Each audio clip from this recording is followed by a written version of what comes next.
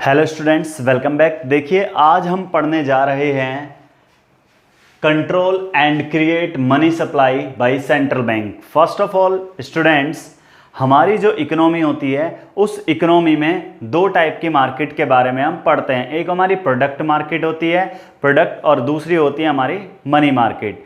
Product market को aggregate demand और aggregate supply के अकॉर्डिंग पढ़ेंगे, और मनी मार्केट को हम डिमांड फॉर मनी और सप्लाई फॉर मनी, ये लेकिन आगे की क्लासों में पढ़ना है। फिलहाल अभी हमें इतना समझना है कि हमारी दो मार्केट होती है, एक मनी मार्केट होती है और एक हमारी प्रोडक्ट मार्केट होती है। मनी मार्केट को सेंट्रल बैंक रेगुलेट करता है, उसको कंट्रोल करता है कैसे उसे इक्विलिब्रियम में लाया जाए, और प्रोडक्ट मार्केट को हमारी जो गवर्नमेंट होती है वो अपने तरीके से प्रोडक्ट के अकॉर्डिंग यानी डिमांड को रिड्यूस या फिर डिमांड को इंक्रीज करके इक्विलिब्रियम में लाने की कोशिश करती है। तो अब हम इसमें पहले पढ़ने जा रहे हैं कि सेंट्रल जो बैंक होता है, सेंट्रल बैंक मॉनेटरी पॉलिसी के अकॉर्डिंग वो क्रेडिट जो होता है, क्रेडिट का मतलब होता है क्या, उधार देना होता है वैसे बेसिकली, वो क्रेडिट को कैसे कॉस्ट क्लियर करता है, किस सिचुएशन में कॉस्ट क्लियर करता है और किस सिचुएशन में उसे चीपर करता है, इसके बारे में हम पढ़ने जा रहे हैं। कि जो डिमांड है सप्लाई, वो क्रेडिट की जो डिमांड है वो बढ़ाई कब जाएगी, राइज कब करी जाएगी, और सप्लाई उसकी राइज कब करी जाएगी या फॉल कब करी जाएंगी, इसमें हम ये पढ़ने जा रहे हैं। देखिए स्टूडेंट, स्टार्ट करते हैं मॉनेटरी पॉलिसी। देखिए स्टूडेंट, मॉनेटरी पॉलिसी की डेफिनेशन हम डिफरेंट भी रख सकते हैं, मैं आपको समझा रहा हूं। पहले सबसे पहले क्या होता है, it is that policy, monetary policy सबसे पहले सेंट्रल बैंक रेगुलेट करता है। कौन रेगुलेट करता है? Central bank. First of all ये इंपॉर्टेंट चीज है। तो it is that policy which is regulated by central bank. जिसे कौन रेगुलेट करने वाला होता है? Central bank. क्यों करता है रेगुलेट? करेक्ट करने के लिए सिचुएशन को, इन्फ्लेशन या डिफ्लेशन। मैंने इस डेफिनेशन को थोड़ा सा मॉडिफाइड कर लिया है अकॉर्डिंग टू कॉन्सेप्ट। जैसे अगर एक्सिस डिमांड या डेफिसिट डिमांड या इन्फ्लेशन या डिफ्लेशन को कंट्रोल करने के लिए जो पॉलिसी बनाई जाएगी उसे मॉनेटरी पॉलिसी कहते हैं। देखिए मैक्रो इकोनॉमिक्स में बच्चों जो भी पॉलिसी बनाई जाती है वो इकोनॉमिक स्टेबिलिटी और इकोनॉमिक डेवलपमेंट के लिए बनाई जाती हैं। इनका ब्रॉड ऑब्जेक्टिव होता है बहुत ज्यादा, ठीक है, लेकिन हम इसमें इतना ही काम चला लेंगे और इसी पे ही हमें मार्क्स मिल जाएंगे।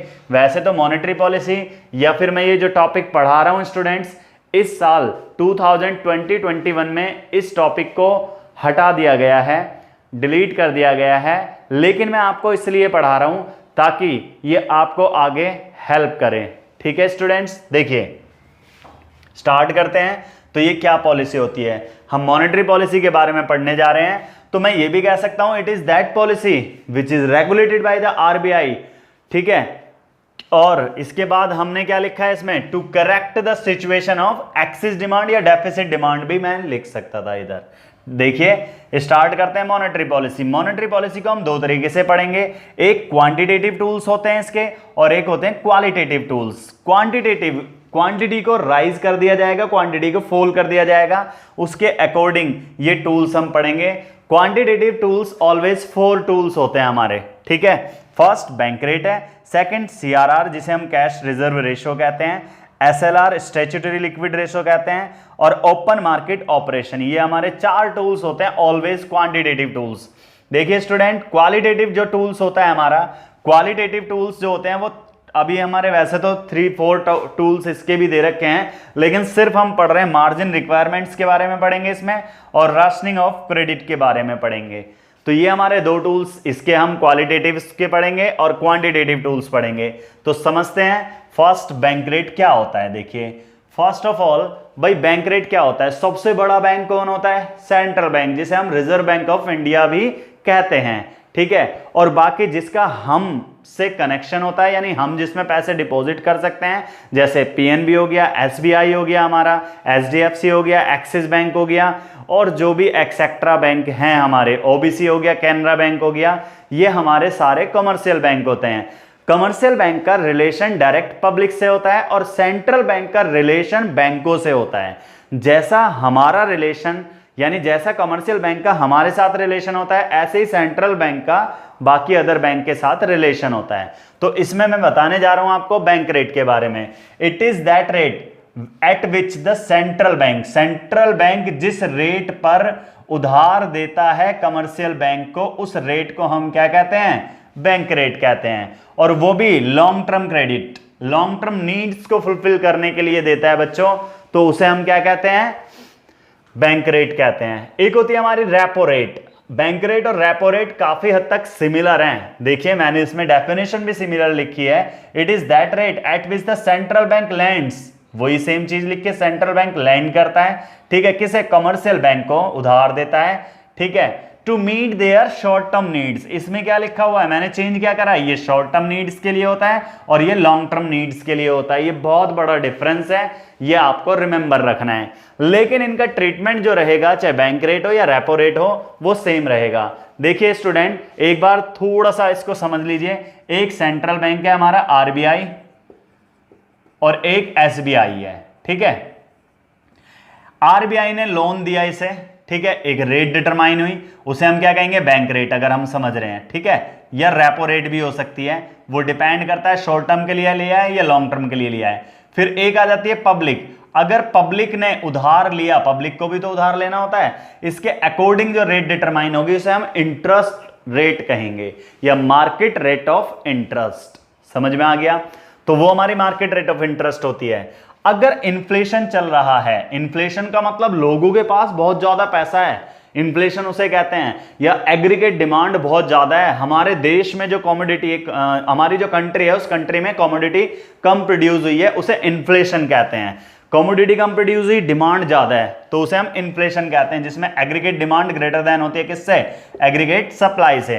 तो अगर इन्फ्लेशन चल रहा है, अगर एग्रीगेट डिमांड ज्यादा है, तो सेंट्रल बैंक रेज कर देता है बैंक रेट। भाई बैंक रेट को क्या कर देता है, रेज कर देता है, बढ़ा देता है। अगर बैंक रेट बढ़ जाएगी तो मार्केट रेट ऑफ इंटरेस्ट क्या हो जाएगा, वो भी बढ़ जाएगा। मार्केट रेट ऑफ इंटरेस्ट बढ़ने से आप अगर लोन लेना चाहते हो, उस कंडीशन में अगर लोन महंगा हो जाए, क्या आप लोन लेना चाहोगे, नहीं लेना चाहोगे बच्चों, क्योंकि क्रेडिट बिकम्स क्या हो जाएगी उस कंडीशन में, कॉस्टलियर हो जाएगी। इस वजह से जो डिमांड है क्रेडिट की वो फॉल हो जाएगी, और डिमांड फॉल होने की वजह से सप्लाई भी उसकी क्या हो जाएगी, फॉल हो जाएगी। और इस तरीके से हमारा जो इन्फ्लेशन है वो क्या हो जाएगा, करेक्टेड हो जाएगा, क्योंकि इन्फ्लेशन का मतलब लोगों के हाथ में पैसा ज्यादा है, पैसे को कम करना है। और कम कब होगा, जब हम क्रेडिट को कॉस्टलियर कर देंगे, और क्रेडिट कॉस्टलियर होने की वजह से लोग बाग कम लोन लेंगे, कम पैसा लेंगे, और यही तो हमें करना है, ठीक है। तो ये हमारी सिचुएशन क्या हो गई, करेक्ट हो जाएगी फर्स्ट। ऐसे ही जस्ट अपोजिट, अगर ये आपको समझ में आ गई है बच्चों, मेरा तरीका यही रहता है, एक पॉइंट को आप इजीली समझ लो और दूसरा पॉइंट फिर वो आपको खुद अपने आप लिखना है। देखिए अभी मैं आगे आगे आपको बस यही पॉइंट बताऊंगा और ये वाला आपको खुद लिखना है, बस मैं एक बार बता रहा हूं ये फर्स्ट टाइम। तो ड्यूरिंग इन्फ्लेशन की जगह आप क्या कर दोगे, डिफ्लेशन। देखिए यहां पर मैंने चेंज कर दिया, सेंट्रल बैंक रेज यहां पर बढ़ा रहा था, यहां पर क्या हो जाएगा, रिड्यूस हो जाएगा, ठीक है, रिड्यूस द बैंक रेट या रेपो रेट, बैंक रेट हो या रेपो रेट हो, इनमें से कुछ भी चीज हो जो आपसे पूछी जाए वो आप बता दोगे। डेफिनेशन मैंने ऊपर क्लियर कर दिया है, ठीक है। देयरफॉर वो क्रेडिट बिकम कॉस्टलियर, यहां पर कॉस्टलियर वर्ड यूज करा तो मैंने यहां पर चीपर लिख दिया स्टूडेंट्स, ठीक है, यहां पर चीपर लिखेंगे। भाई अगर डिफ्लेशन चल रहा है तो सेंट्रल बैंक क्या कर देगा, भाई इंटरेस्ट रेट, बैंक रेट को घटा देगा, रिड्यूस कर देगा, रेपो रेट को रिड्यूस कर देगा, और जिसकी वजह से इंटरेस्ट रेट क्या हो जाएगा, मार्केट रेट ऑफ इंटरेस्ट भी क्या हो जाएगा, कम हो जाएगा, ठीक है। और कम होने से उधार लेना अब सस्ता हो जाएगा, तो इसलिए credit becomes cheaper. Therefore demand for credit क्या हो जाएगी, फिर इस कंडीशन में तो बढ़ जाएगी, और इस वजह से सप्लाई भी क्या हो जाएगी, वो भी बढ़ जाएगी, ठीक है, और इससे क्या हो जाएगा, इससे अकॉर्डिंगली डिफ्लेशन इज करेक्टेड। यही तो हमें करना था, डिफ्लेशन को ही तो करेक्ट करना था। देखिए स्टूडेंट मैंने क्या करा, कॉस्टलियर की जगह यहां पर चीपर लिख दिया, और यहां पर फॉल की जगह क्या लिख दिया, उसमें राइज लिख दिया। आप चेक कर सकते हैं, देखिए ये रहा राइजेज, ठीक है। और इसके बाद यहां पर फॉल्स की जगह वो राइजेज लिख दिया, और ये वाला फॉल की जगह ये राइजेज लिख दिया, और इन्फ्लेशन की जगह डिफ्लेशन लिख दिया, और बाकी सेम। तो ये आपको एक चीज रिमेंबर रखनी है, बाकी आप अपने आप लिख सकते हैं, ठीक है स्टूडेंट्स। देखिए नेक्स्ट आते हैं हम कैश रिजर्व रेशो पर। कैश रिजर्व रेशो जैसे नाम से ही पता लग रहा है, ठीक है, कैश का रिजर्व रखना, उस वाली रेशो को हम कैश रिजर्व रेशो कहते हैं। It refers to the minimum percentage of a bank's total deposit. Bank ने मान लीजिए, देखिए स्टूडेंट, बैंक ने 10,000 रुपीज रिसीव्ड करे आज, ठीक है, और ये बैंक का एक हिस्टोरिकल एक्सपीरियंस है कि सभी कंज्यूमर, सभी कस्टमर उसके एक ही पॉइंट ऑफ टाइम पर सारी अमाउंट विड्रॉ नहीं करेंगे, तो बैंक उनके लिए क्या करता है, 10% रिजर्व करके रख लेता है। ठीक है, तो इस रेशो को मिनिमम ये मानकर चलता है कि 10% पर्सन आ सकते हैं, तो इस रेशो को हम मिनिमम कैश रिजर्व रेशो कहते हैं। ठीक है, तो it refers to the minimum percentage of a bank's total deposit required to be kept with the RBI. ये आरबीआई के पास रखी जाती है। जैसे हम अपना पैसा, यानी आरबीआई ऐसा करता है, अब हम अपना पैसा जैसे बैंक में जमा करते हैं तो हम कभी भी निकाल सकते हैं, वो हमारी डिमांड डिपॉजिट होती है। ऐसे ही बाकी बैंकों की आरबीआई के पास वो डिमांड डिपॉजिट होती है, तो वो 10% रिजर्व करके रखता है, तो उसे हम कैश रिजर्व रेशो कहते हैं। नेक्स्ट है हमारा statutory liquid ratio. Statutory liquid ratio का मतलब क्या होता है, it refers to the minimum liquid assets. Same वैसे ही देखिए बच्चों, या मैं ऐसे भी लिख सकता हूं, it is a ratio between the minimum liquid assets and total assets. ठीक है, of a bank's total assets required to be kept every bank. ये हर एक बैंक को अपने पास रखना कंपलसरी है। ठीक है, लिक्विड एसेट्स क्या होती है बच्चों, liquid assets are those assets which are easily converted into cash, जो इजीली कन्वर्टेड हो जाती है कैश में। जैसे आपके पास गोल्ड है, उस गोल्ड को आप सेल करके इजीली पैसा अर्न कर सकते हो, तो वो क्या कहलाएगी, लिक्विड एसेट्स। शेयर्स हैं आपके पास, या वो जो हमारी सिक्योरिटीज होती हैं वो भी हमारी क्या कहलाती हैं, लिक्विड एसेट्स कहलाती हैं। ठीक है, तो अब इनको हम कैसे कंट्रोल करेंगे, इन्फ्लेशन और डिफ्लेशन को देखते हैं अभी हम। प्लीज आप इसे पॉज करके बच्चों इसे कॉपी भी करते रहें, जो मैं आपको ये समझाता हूं, ये आपके एक प्रॉपर नोट्स हैं।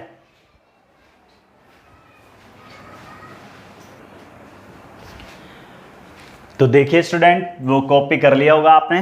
तो नेक्स्ट हम पढ़ते हैं, मैंने आपको बताया था लास्ट पॉइंट जो हमारा था कैश रिजर्व रेशो और स्टैट्यूटरी लिक्विड रेशो का कैसे इन्फ्लेशन और डिफ्लेशन कंट्रोल किया जाता है उनसे।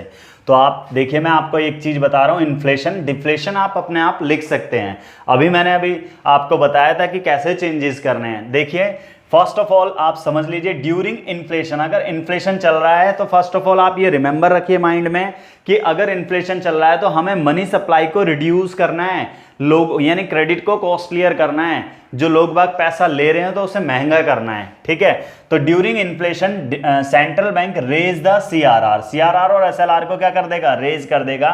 Then fall in the money supply, इससे मनी सप्लाई क्या हो जाएगी, फॉल हो जाएगी। भाई आप समझ के देखिए, 10,000 रुपीज बैंक ने टोटल डिपॉजिट करे और 1,000 रुपीज रखना पड़ रहा था, 9,000 रुपीज हम लोन दे रहे थे। अगर इसे सीआरआर को बढ़ा दिया कि भाई अब 2,000 रुपीज रिजर्व करके रखे जाएंगे 10,000 रुपीज में से, अब लोन कितना दिया जाएगा, 8,000 रुपीज, यानी क्रेडिट क्या हो गई, कॉस्टलियर हो गई। क्रेडिट क्या हो गई बच्चों, कॉस्टलियर हो जाएगी। क्यों हो जाएगी कॉस्टलियर, क्योंकि ये मनी सप्लाई क्या हो गई हमारे पास, फॉल हो गई इस वजह से। ठीक है, तो इसलिए अकॉर्डिंगली इन्फ्लेशन इज करेक्टेड। अब आप इसमें चेंजेस क्या करेंगे, during inflation central bank raise की जगह आप क्या कर देंगे स्टूडेंट, फॉल कर देंगे। ठीक है, रिड्यूस कर देंगे। यहां पर इसे एक तो रिड्यूस कर देना है first of all, first changes ये होगा आपका सीआरआर एसएलआर, ये फॉल की जगह क्या हो जाएगा स्टूडेंट, राइज हो जाएगा मनी सप्लाई इकोनॉमी में, और इससे इन्फ्लेशन की जगह क्या हो जाएगा, डिफ्लेशन इज करेक्टेड हो जाएगा। तो ये आप इजीली लिख सकते हैं। ठीक है, नेक्स्ट आते हैं open market operation. Open market operation क्या होता है, देखिए ओपन मार्केट ऑपरेशन रेफर करता है ऐसी सिचुएशन को जिसमें सेंट्रल बैंक गवर्नमेंट के बिहाफ पर ओपन मार्केट में सिक्योरिटीज को सेल और परचेज करता है। ठीक है, उसे हम क्या कहते हैं, ओपन मार्केट ऑपरेशन कहते हैं। तो open market operations refers to the sale and purchase of securities in open market by the central bank. Central bank sale करेगा किसके बिहाफ पर, गवर्नमेंट के बिहाफ पर। ठीक है, सिंपल देखिए, अब इसमें क्या होता है, अब ड्यूरिंग इन्फ्लेशन, अगर इन्फ्लेशन चल रहा है तो सेंट्रल बैंक सेल करेगा सिक्योरिटीज। ठीक है, सेल करेगा, यहां पर यह ध्यान रखने वाली बात है, सेल करेगा सिक्योरिटीज को कॉमर्शियल बैंक को कर देगा, और जिस आरबीआई, तो the RBI socks liquidity, RBI क्या कर देगा, लिक्विडिटी को कम कर देगा। भाई अब मैं अगर सेंट्रल बैंक हूं और ये यहां पर मान लीजिए वो कमर्शियल बैंक है, मैंने सेंट्रल बैंक ने इसे सिक्योरिटी सेल कर दी। सिक्योरिटी में मैंने आपको बताया था स्टूडेंट, गोल्ड भी आता है, जैसे लिक्विड एसेट्स में आता है ना, सिक्योरिटीज में आता है हमारा गोल्ड हो गया, शेयर्स हो गए, या फिर पब्लिक कंपनी के शेयर्स हो गए हमारे, ठीक है, या फॉरेन करेंसीज भी आते हैं, वो उसमें सिक्योरिटीज में आती हैं। अब इसमें से क्या है, मैंने इसे सिक्योरिटी दे दी, ठीक है, मैं सेंट्रल बैंक को मैंने सिक्योरिटी सेल कर दी। अब आरबीआई ने, वो एसबीआई ने, कमर्शियल बैंक ने मुझे पैसे दे दिए। अब इकोनॉमी में पैसे क्या हो गए, कम हो गए, यानी लिक्विडिटी क्या हो गई, कम हो गई, कैश की अवेलेबिलिटी क्या हो गई, रिड्यूस हो गई, ठीक है, जिसकी वजह से इकोनॉमी में supply of money also fall, supply क्या हो गई, यानी मनी सप्लाई क्या हो गई, कम हो गई। जब पैसा कम हो गया तो मनी सप्लाई कम हो गई, ठीक है। अकॉर्डिंगली इन्फ्लेशन इज करेक्टेड, हमें मनी सप्लाई को कम करना है जिससे कि इन्फ्लेशन को हम करेक्ट कर लें। तो आप लिखेंगे ड्यूरिंग डिफ्लेशन, इन्फ्लेशन की जगह क्या कर देंगे student, deflation. Central bank sale की जगह आप क्या कर देंगे, यहां पर परचेज कर देंगे, यहां पर ये ध्यान रखना है आपको, परचेज करना है। परचेज द सिक्योरिटीज फ्रॉम, यहां पर टू की जगह क्या लिख देंगे आप, फ्रॉम, किससे, कमर्शियल बैंक से, ठीक है। द आरबीआई, अब आरबीआई क्या कर देगा, रेज, यहां पर सॉक्स लिख रहा है ना यहां पर, अब इंक्रीज कर देगा इसमें क्या है, लिक्विडिटी को, कैश को। अब इकोनॉमी में फ्रॉम, इन द इकोनॉमी लिख देना यहां पर, इन द इकोनॉमी, इसलिए सप्लाई ऑफ मनी क्या हो जाएगी, वो राइज हो जाएगी, यहां पर चेंज आ जाएगा राइज का। अकॉर्डिंगली इन्फ्लेशन की जगह डिफ्लेशन कर देना आप, और करेक्टेड हो जाएगा फिर वो, ठीक है।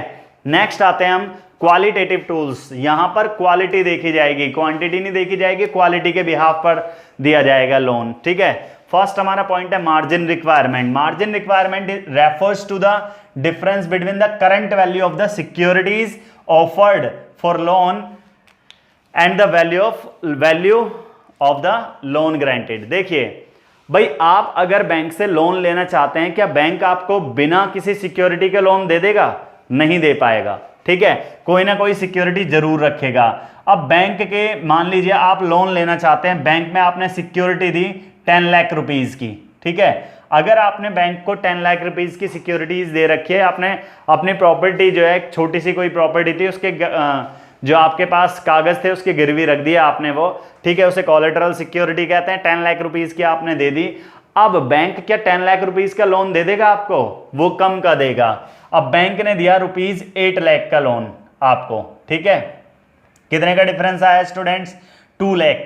2 lakh is the margin requirement. तो मैंने इसके अकॉर्डिंग डेफिनेशन लिखी है, इसकी आप पढ़ सकते हैं। Margin requirement refers to the difference between the current value of the security offered for loan, loan offered करने के लिए क्या वैल्यू है उसकी, एंड ग्रांटेड लोन, लोन कितना मिला है उसमें से, उसके डिफरेंस को हम क्या कहते हैं, मार्जिन रिक्वायरमेंट कहते हैं। तो इन्फ्लेशन में क्या होगा, सेंट्रल बैंक क्या कर देगा, रेज कर देगा मार्जिन रिक्वायरमेंट को। इन्फ्लेशन है, अब वो क्या है, 8 लाख रुपए इसका लोन दे रहा है सबको, इन्फ्लेशन चल रहा है, तो इन्फ्लेशन में इसे क्या कर देगा, ये तो 10 लाख ही रहेगी इसकी वैल्यू तो, लेकिन अब लोन देना कम कर देगा, वो लोन 7 लाख का दिया उसने, ठीक है, कम दिया ना, तो इसे क्या करा इसने, 3 लाख रुपीज आए इसमें, 3 लाख, ठीक है, तो 3 लाख रुपीज आए इसमें, तो ये बढ़ गए, सही है ना, मार्जिन रिक्वायरमेंट को बढ़ा दिया और लोन कम हो जाएगा, ठीक है।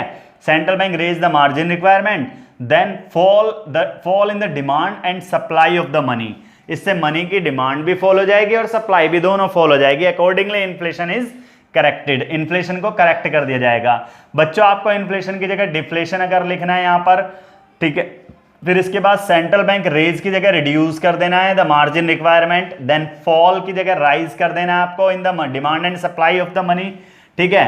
अकॉर्डिंगली इन्फ्लेशन की जगह आपको क्या कर देना है, यहां पर दोबारा डिफ्लेशन लिख देना है और वो करेक्ट हो जाएगा। देखिए राशनिंग ऑफ क्रेडिट जो टूल्स है, ये स्पेशली इन्फ्लेशन में ही एप्लीकेबल किया जाता है। राशनिंग ऑफ क्रेडिट रेफर करता है ऐसी सिचुएशन को जिसमें, राशनिंग ऑफ क्रेडिट रेफर करता है ऐसी सिचुएशन को जिसमें बच्चों मतलब क्रेडिट जो कोटा होता है वो फिक्स कर दिया जाता है, क्रेडिट का एक कोटा जो होता है वो फिक्स कर दिया जाता है अलग अलग डिफरेंट एक्टिविटीज के लिए, बिजनेस एक्टिविटीज के लिए। फॉर एग्जांपल, जैसे अगर आप बिजनेस के लिए लोन लेना चाहते हैं, ठीक है, कि आपको 10 लाख का लोन दे दिया जाएगा। अगर आप पर्सनल लोन लेना चाहते हैं तो पर्सनल लोन के लिए आपको सिर्फ 1 लाख का ही लोन दिया जाएगा, ठीक है। और एग्रीकल्चरल के लिए लेना चाहते हैं 50,000 का लोन दिया जाएगा, ठीक है, 50,000 का लोन दिया जाएगा। तो ये अलग अलग, अब इसमें क्या किया जाता है, अगर इन्फ्लेशन चल रहा है तो इनको और कम कर दिया जाता है, डिफ्लेशन चल रहा है तो फिर तो कोई दिक्कत ही नहीं है, ज़्यादा से ज़्यादा डिस्ट्रीब्यूट किया जाएगा लोन। तो ये है हमारे क्वांटिटेटिव और क्वालिटेटिव टूल्स। ठीक है स्टूडेंट्स, अगर आपको वीडियो अच्छी लगी है तो प्लीज़ आप इसे अपने फ्रेंड्स को शेयर कीजिए। अगर आपने चैनल को सब्सक्राइब नहीं किया तो चैनल को सब्सक्राइब कीजिए, जिससे कि आपके पास सबसे पहले नोटिफिकेशन पहुंच जाए। Thank you.